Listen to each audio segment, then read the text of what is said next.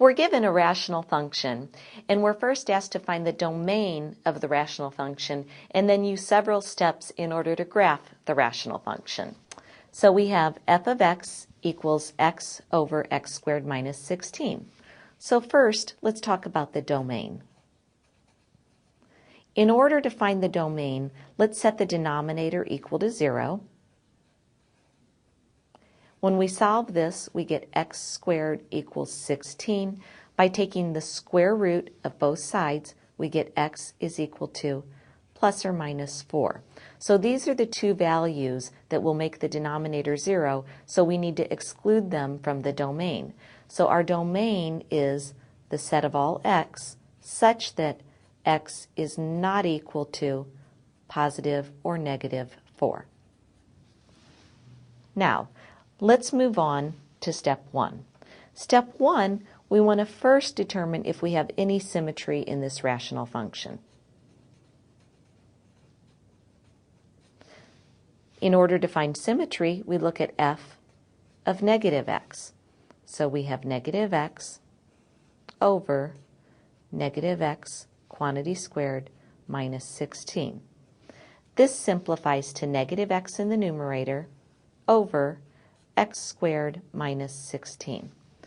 Now, notice that f of negative x is exactly the opposite of our original function f of x.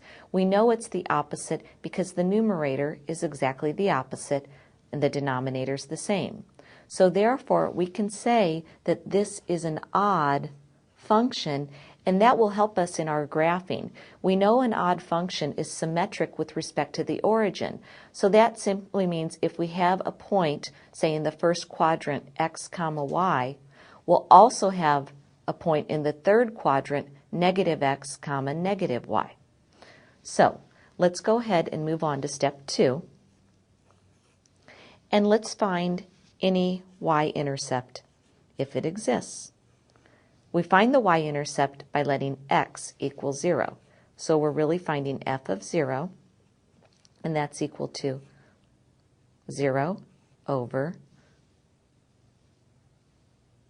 0 squared minus 16, which is just 0.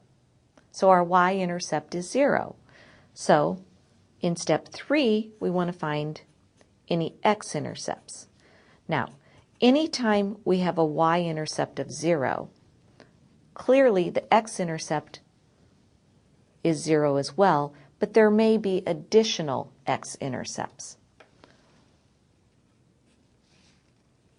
So let's see if there are any additional x-intercepts. We find the x-intercept by letting y equal 0. So we have 0 equals, and then we just set our numerator equal to 0. X. Well, x equals 0 is the only x-intercept. Now we move on to step 4. Step 4, we want to find any vertical asymptotes that we have. We find vertical asymptotes by setting the denominator equal to 0.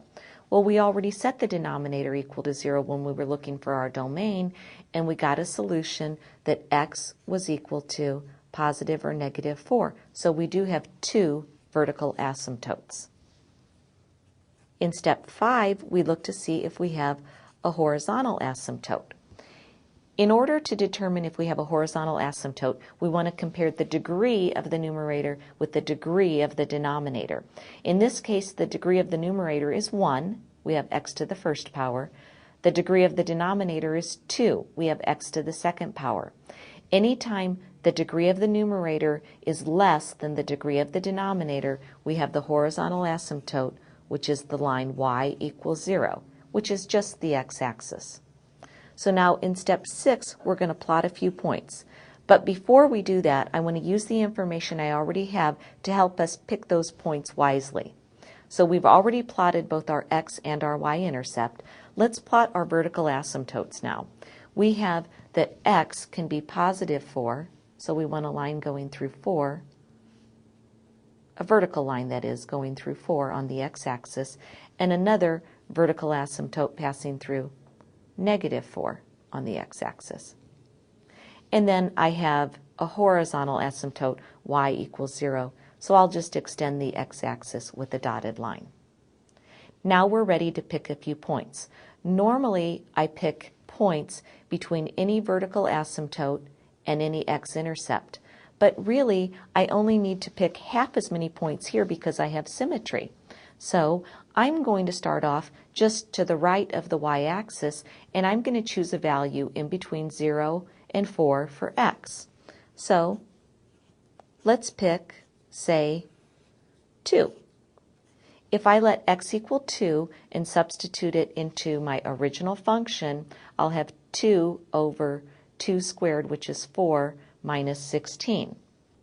So that gives me 2 over negative 12, or 1 over negative 6. So negative 1/6.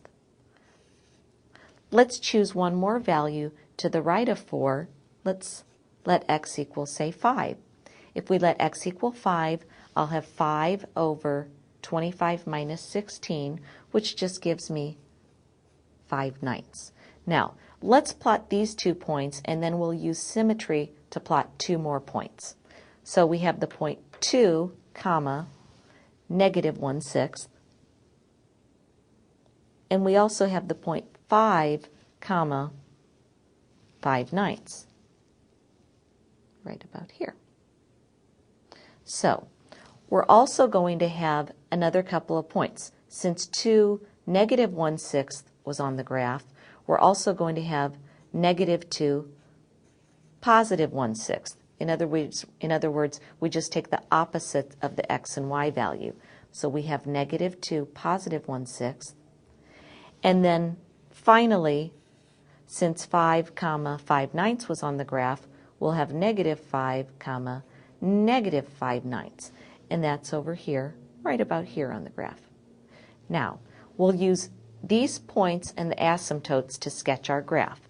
Since we know that the curve will always tend toward the asymptotes, we can sketch it in like this.